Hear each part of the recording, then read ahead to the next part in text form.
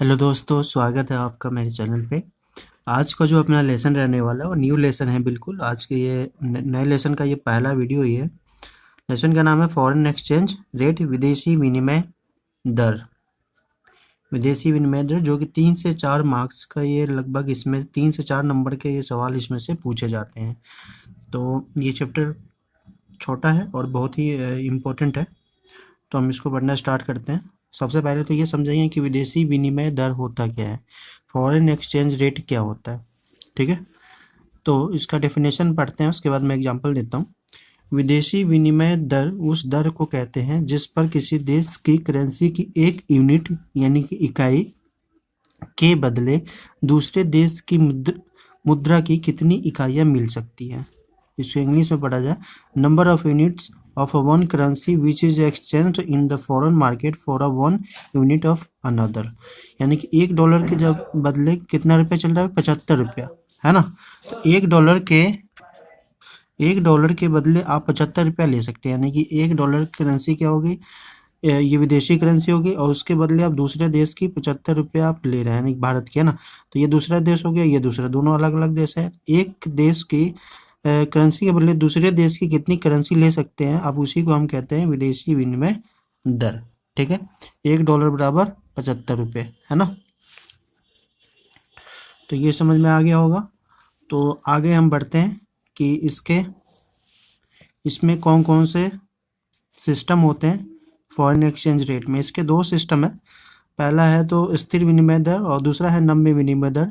इसको इंग्लिश में बोलते हैं फिक्स्ड एक्सचेंज रेट सिस्टम, और दूसरा है फ्लेक्सिबल एक्सचेंज रेट सिस्टम, जिसको मैं बाद में समझाऊंगा। आज का जो अपना क्लास रहने वाला है वो fixed exchange rate of system के ऊपर रहने वाला है। Fixed exchange rate of system क्या होता है, इसमें जो ऐसे ये जो दर है ये निश्चित होता है, पहले से ही जो ऐसे निर्धारित होता है। ठीक है, ये ना घटेगा ना बढ़ेगा, है ना। एक जैसे अभी क्या होता है, मांग और पूर्ति के अनुसार अभी घटते बढ़ते रहता है मुद्रा का प्राइस। कभी ये $1 बराबर 75, कभी 76, कभी 77। लेकिन स्थिर विनिमय दर में घटता बढ़ता नहीं था, बल्कि एक स्थिर रहता था, है ना, स्टेबल रहता था। ठीक है, जितना सरकार ने कह दिया कि हाँ $1 बराबर अगर 75 रुपये है तो 75 रुपये ही रहेगा, इससे ज़्यादा बढ़ेगा और नहीं कम होगा। ठीक है, तो स्थिर विनिमय दर में विनिमय दर का जो निर्धारण है, जो निर्धारण कौन करता था, गवर्नमेंट करती थी, सरकार करती थी। ठीक है, सरकार ने अगर निर्धारित कर दिया कि $1 बराबर 75 रुपया है तो 75 रुपया ही रहेगा, ना बढ़ेगा ना घटेगा, जब तक ये सरकार ना चाहे। ठीक है, और मैं बता दूं कि फिक्स्ड एक्सचेंज रेट सिस्टम जो है सन 1977 तक ही रहा। उसके बाद ये हट गया पूरी तरीके से। उसके बाद पूरी तरीके से हटने के बाद जैसे flexible exchange of rate system जो है उसने इसके स्थान ले लिया। ठीक है, तो fixed exchange rate of system के जो है ना दो तरीके से मतलब फॉलो किया गया। एक था गोल्ड स्टैंडर्ड, दूसरा था ब्रेटन वुड सिस्टम। और इसके यानी कि स्थिर विनिमय दर fixed exchange rate of system, जिसमें गवर्नमेंट निर्धारित करती है एक्सचेंज रेट को, उसके कुछ फायदे हैं और कुछ नुकसान हैं। सबसे पहले हम फायदे की बात कर रहे हैं, मेरिट की बात कर रहे हैं। तो इसका मेरिट ये है कि मार्केट स्टेबिलिटी रहती है, बाजार स्थिरता रहती है। कैसे कि एक बिजनेसमैन को ये मालूम होता है कि $1 बराबर 75 रुपया है, तो ना ज़्यादा घटेगा ना बढ़ेगा। तो इससे क्या होता है कि स्टेबिलिटी बढ़ी रहती है ना, न बढ़ती है ना घटती है ज़्यादा। तो मुद्रा, तो जो बिजनेसमैन है उनके लिए सही होता है, डिसीजन लेना आसान होता है। अगला है encourage of international trade. Encourage कैसे करता है इंटरनेशनल ट्रेड को, मतलब जो अंतर्राष्ट्रीय व्यापार है उसको बढ़ावा मिलती है, किसमें, फिक्स एक्सचेंज रेट में। सपोज एक बिजनेसमैन है ए, ठीक है, और एक दूसरा बिजनेसमैन है बी। ये ऑस्ट्रेलिया में रहता है और ये इंडिया में रहता है। अब इसको व्यापार करना है ऑस्ट्रेलिया से। ठीक है, ऑस्ट्रेलिया से इसे गुड्स मंगवाने हैं इसे ऑस्ट्रेलिया से। ठीक है, तो अब इन दोनों के बीच में जो समझौता होगा वो ये कि ये होगा कि मैं $1 दूंगा और जिसका प्राइस कितना होगा, 75 रुपये। यानी कि इसे 75 रुपये खर्च करने पड़ेंगे $1 के लिए ना। तो इसका ये जो प्राइस है $1 बराबर 75 रुपया, ना घटेगा और नहीं बढ़ेगा। इसके लिए भी सही है कि नहीं, और इसके लिए भी सही है। ऐसा ना हो, अभी की स्थिति क्या है कि $1 बराबर 75 रुपया, हो सकता है 76 रुपये हो जाए, तो इसके लिए हानि हो जाएगा, है कि नहीं। $1 बराबर 75 से 76 रुपया हो गया तो एक के लिए हानि हो जाएगा, तो इसे माल जैसे एक्सपोर्ट इम्पोर्ट करना है, तो है कि नहीं, और इसके लिए फ़ायदा हो जाएगा।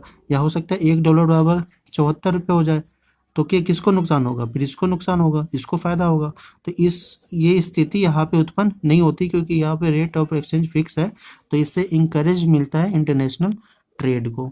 ठीक है, इंटरनेशनल ट्रेड बढ़ता है, क्योंकि दोनों को जैसे ज़्यादा चिंता करने की जरूरत नहीं होती कि रेट बढ़ेगा या घटेगा, बिल्कुल स्टेबल रहता है। ठीक है।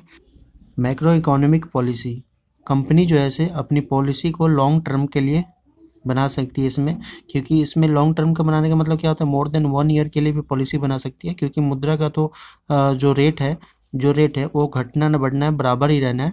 तो पॉलिसी हम लॉन्ग टर्म के लिए बढ़ा सकते हैं। लेकिन अभी की स्थिति क्या है, अभी हम लॉन्ग टर्म के लिए बहुत ज़्यादा पॉलिसी नहीं बना पाते हैं। क्यों नहीं बना पाते?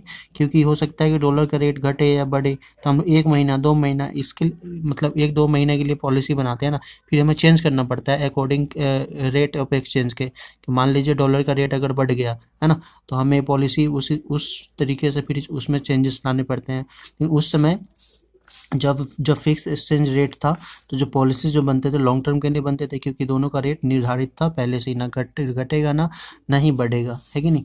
तो समष्टिगत आर्थिक नीति, इसमें यह भी होता था कि जो पॉलिसीज जो बनते थे वो पूरे विश्व को पूरे विश्व के मार्केट को एक साथ लेकर पॉलिसी बनाया जाता था। लेकिन अभी जो पॉलिसी बनते हैं उसमें जो है सभी जगह का जो है पॉलिसी, सभी बाजार, सभी देश, कॉन्टिनेंट के हिसाब से पॉलिसीज डिफरेंट होते हैं, है कि नहीं। क्योंकि एक्सचेंज रेट सभी के फ्लक्चुएट करते रहते हैं, अलग अलग होते रहते हैं। अब अगला है अवॉइड स्पेकुलेशन, सट्टेबाजी से छुटकारा मिलता है। किसमें? स्थिर विनिमय दर में सट्टेबाजी से छुटकारा मिलता है। आप जानती हैं कि मान लीजिए एक व्यक्ति है ए, इसने अभी क्या होता है कि इसने डॉलर खरीदा 75 रुपये का, और जैसे ही 76 रुपये का डॉलर हुआ, उसने डॉलर को बेच दिया। तो यहाँ पे क्या कर रहा है, इसने डॉलर किस लिए खरीदा था? ताकि वो बढ़ने पे बेच दे। हो सकता है कि 74 रुपये हो जाए, है कि नहीं। तो सट्टेबाजी होती है। अभी क्या होता है, अभी सट्टेबाजी होती है, क्योंकि जो ऐसे स्पेकुलेशन होता है, क्योंकि यहाँ पे डॉलर का रेट जो है रोज घटता और बढ़ते रहता है ना, हर एक घंटे घटता और बढ़ता रहता है। एक्सचेंज, आप अगर डॉलर जो फॉरेक्स एक्सचेंज है, वहाँ पे जाएंगे, वहाँ पे खरीदते हैं कोई व्यक्ति और फिर बढ़ने में बेच देते हैं। मतलब क्या हुआ, सट्टेबाजी हो गई। तो इस पे यहाँ पे स्थिर विनिमय दर में इससे छुटकारा मिलता है, यानी कि सट्टेबाजी बहुत ही कम होता है। तो ये एक फ़ायदा है एक तरीके से, है ना। अब इसके कुछ डिमेरिट है। डिमेरिट में सबसे पहला जो है ह्यूज रिजर्व ऑफ गोल्ड। इसमें जो है ना रिजर्व चाहिए गोल्ड का, क्योंकि पहले जो है ना ये जो स्थिर विनिमय दर है किस पे था, गोल्ड स्टैंडर्ड पे और आप ब्रिटेन वुड्स पे, दोनों प्रणाली में गोल्ड की जरूरत पड़ता था। ठीक है, दोनों सिस्टम में गोल्ड की जरूरत पड़ता था। जितने गोल्ड होगा उतने ही ज़्यादा आप पैसा आपके पास, तो पैसे की वैल्यू होगी। तो इसमें जो है ना देशों, अपने जितने भी देश थे, इसमें इन सबको huge reserve of gold, Vishal gold का भंडार रखना पड़ता था। गोल्ड बहुत ज़्यादा रखना पड़ता था। तो ये एक तरीके से कह सकते हैं कि ये हानि है कि नहीं। गोल्ड बहुत ज़्यादा रखना पड़ता था। It can not be equilibrium rate. Equilibrium rate का मतलब संतुलित रेट। हम जानते हैं कि संतुलित रेट क्या होता है, जहाँ पे किसी भी मुद्रा का मांग और पूर्ति जहाँ पे बराबर होता है। लेकिन स्थिति की तो हम बात ही नहीं कर सकते ना, क्योंकि यहाँ पे संतुलन को देखा ही नहीं जा रहा। यहाँ पे जो रेट जो निर्धारित हो रही है इस वाले में, स्थिर विनिमय दर में जो रेट जो निर्धारित हो रहा है, कौन कर रहा है? ये तो गवर्नमेंट कर रहा है। यहाँ पे मांग और पूर्ति की शक्तियाँ नहीं कर रही ना, तो हम कह सकते हैं it can not be equilibrium rate. संतुलित दर नहीं हो सकती है, संतुलित दर नहीं होती। ये जो रेट होता है इसमें, ये संतुलित दर नहीं होता। डिस्करेज द वेंचर कैपिटल, जोखिम पूंजी को निरुत्साहित करता है। जोखिम पूंजी मतलब जानती है आप, फॉरेन एक्सचेंज में लोग अभी क्या करते हैं, अभी $1 खरीदते हैं और उसको ये देखते हैं कि उस डॉलर का जब प्राइस बढ़ेगा तब मैं उसको बेचूंगा, है ना। तो एक तरीके से हम कह सकते हैं कि अभी पूंजी का भी खरीद और बिक्री होता है ना, तो उसे हम कहते हैं जोखिम पूंजी। तो अभी की स्थिति अगर देखा जाए, फ्लेक्सिबल रेट ऑफ एक्सचेंज चल रहा है, उसमें एक फॉरेक्स मार्केट है जहाँ पे आप डॉलर को खरीद और बेच सकते हैं। उसके दाम घटने पर यानी कि आपने डॉलर खरीदा, अगर दाम अगर 75 रुपये था और $1 अगर 77 रुपये हो गया, तो आप वहाँ पे बेच देंगे। तो यहाँ पे जोखिम के लिए ही तो खरीदा और बेचा जा रहा है ना। तो जोखिम पूंजी इस स्थिति में खत्म होता जाता था। ठीक है, fix exchange rate of system में जोखिम, डिस्करेज ऑफ वेंचर कैपिटल, जोखिम पूंजी को निरुत्साहित किया जाता था। उस समय डॉलर को ना खरीदा ना बेचा जाता था, क्योंकि मालूम ही है कि डॉलर का प्राइस ना घटना है ना बढ़ना है, तो डॉलर को खरीद के क्या फ़ायदा। अभी क्या होता है, डॉलर को खरीदा और बेचा जाता है, ताकि क्योंकि उनको मालूम है कि डॉलर का प्राइस हमेशा फ्लक्चुएट होते रहता है ना। तो ये थे टोटल मेरिट और डिमेरिट। अगर आपको समझ में आया तो ठीक है, अगर कोई पॉइंट अगर नहीं समझ में आया तो आप मुझे कमेंट कर सकते हैं, मैं उसको दोबारा समझाने की कोशिश करूँगा। ठीक है, bye, thank you, take care.